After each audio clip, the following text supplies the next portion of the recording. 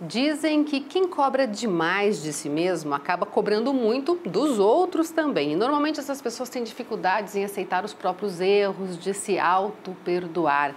É sobre isso que a gente conversa agora com o psicanalista Jonatas Liache. Tudo bem, Liache? Tudo bem, como vai, Laine? Tudo certo. Bom, essa coisa de autocobrança, todo mundo tem um pouquinho maior ou menor nível, né? Assim, e é uma coisa assim, é mais natural do que a gente imagina, porque isso começa desde cedo. Primeiro, no ambiente de casa. A autocobrança começa com aquilo que a gente chama de comparação. Então, a criança já começa a se comparar. Se tem irmãos, há sempre aquela meia competição, né? De quem chama melhor ou mais atenção ou recebe algum benefício em troca da sua chamada de atenção. E na própria escola, né? Você sabe como é que são. As crianças, os pré-adolescentes, adolescentes estão sempre querendo se destacar para poder chamar a atenção. Então, aquela questão da comparação ajuda a desenvolver um pouquinho essa coisa de se cobrar muito. E um outro nível talvez seja a questão do desempenho. Aí a gente pode já migrar para um ambiente mais profissional, por exemplo, a escola, notas. Então, essa autocobrança é uma coisa bem natural e muito presente automaticamente na nossa vida. Agora, ela não pode virar um peso. Pois é. A questão é quando ela se transforma num fantasma, numa espécie de referência única. Aquele ponto que eu preciso atingir. Por exemplo, na questão do desempenho. Se a pessoa trabalha com vendas, por exemplo, ela sempre vai ter uma meta. E se não atingir aquela meta, ela não ganha determinado benefício. Eu não estou dizendo que esteja errado a metodologia, estou dizendo que ela se coloca naquela forma, naquele sistema, de uma maneira, às vezes, doentia. E muitas vezes passa por cima de valores, de princípio, passando para trás um ou outro, mentindo, dando uma forçada para poder atingir. E aí a consciência acaba cobrando depois, não é? Não tem jeito. Não tem como, porque ela começa a se cobrar muito, ela vai se cobrando. Se eu não atingir agora? E aí, Elaine, não tem jeito, a gente vai para a ansiedade. E acaba entrando numa pira, né? A ansiedade é a mãe das principais doenças emocionais. Agora, a gente percebe assim, eu vejo no meu círculo de amizade, por exemplo, que alguém fala assim, sei lá, eu não fechei a porta direito, o vento abriu e derrubou um porta-retrato que eu adoro e quebrou. Mas eu sou muito burro mesmo, sou muito burra mesmo. E tem uma autora norte-americana que faleceu, se não me engano, ano passado, Louise Hay, que dizia que a gente nunca deve falar isso da gente. Sim, é compreensível. Eu acho assim, aí tem essas duas maneiras, comparação e desempenho que eu falei, tem mais a ver com a questão mais objetiva, aquilo mais visível, mais presente. Mas tem uma questão subjetiva. Aí tem a ver com o consciente, o inconsciente, que é uma autocobrança porque eu não me dou bem com a realidade.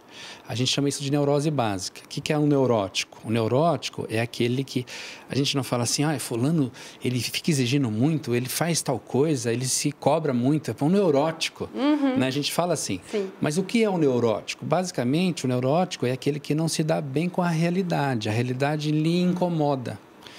Então, a pessoa que fica, por exemplo, o exemplo que você disse aí, quebrou, o vento bateu, quebrou o negócio e ela se culpa. Eu devia ter fechado, mas a realidade não está condizendo com uma explicação lógica, não é culpa dela. Sim. Então, veja, essa autocobrança pode nos levar a ambientes doentios, do ponto de vista do inconsciente, do psiquismo. Por exemplo, pode nos levar a um tripé chamado culpa, insegurança e medo.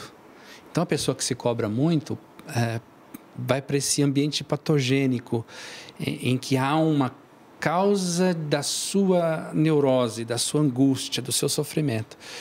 E aí ela se torna uma pessoa insegura e não consegue lidar bem com algumas coisas, não dá passos, ela não avança, ou então ela tem muito medo, que é um outro ambiente, e o medo lhe trava a vida, não deixa avançar ou faz coisas muito aquém da real necessidade.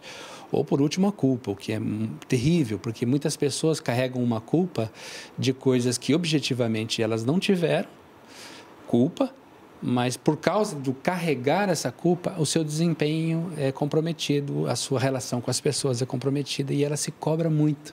Aí ela chega num consultório, por exemplo, e diz assim: eu não consigo me dar bem com as pessoas, eu não consigo buscar uma autorrealização, eu tenho todas as condições para isso, mas eu não consigo. Por quê? Por quê? Por quê? Uma autocobrança em função dessa realidade que não bate com a sua vida. E aí eu vou entrar na outra palavrinha que a gente está usando, que é o auto-perdão. Isso. Que traria, em princípio, mais paz e tornaria as coisas mais leves também, é isso? Com certeza.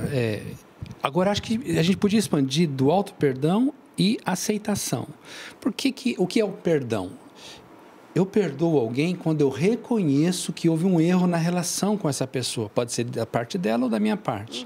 Então, reconhecendo esse erro, eu tenho que buscar perdão. Se foi da minha parte, então eu procuro pedir.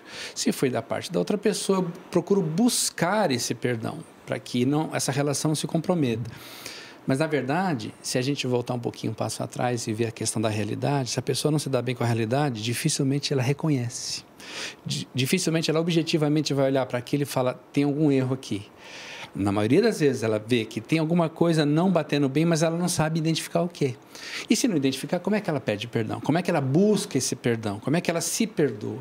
Às vezes ela tem que migrar para o campo da aceitação. Por exemplo, todos nós somos limitados em algumas coisas. Você deve ter um desempenho fantástico em alguma coisa que eu sou muito ruim. Ou vice-versa. Com certeza. Né? Então isso me traz uma cobrança. Voltamos à comparação, desempenho, tudo aquilo que eu falei. Mas eu preciso compreender que estou existindo debaixo de uma limitação. E essa limitação precisa ser aceitada por mim, para que eu não me cobre mais, para que eu não tenha que buscar um perdão, porque eu não vou encontrar esse perdão. Meu Deus, o que está acontecendo? Eu vou virar um neurótico. Sim. E não vou conseguir me sentir bem com a realidade com quem eu convivo. Então, a palavrinha principal nisso tudo é a aceitação. Quebrou, tudo bem, o que dá para fazer e vamos tocar em frente. Em primeiro lugar, possivelmente, como você disse, o auto-perdão é importante, porque tem gente que não se perdoa e não consegue avançar. Sim. Mas ela precisa reconhecer isso. Eu acho que partindo da aceitação a gente consegue chegar no perdão. Que a gente consiga, então, aceitar mais, Isso. Principalmente como a gente é, né? Dá para melhorar sempre, mas aceitar como somos, sim. né? Conseguimos, sim. Muito obrigada, Imagina, viu? obrigado você.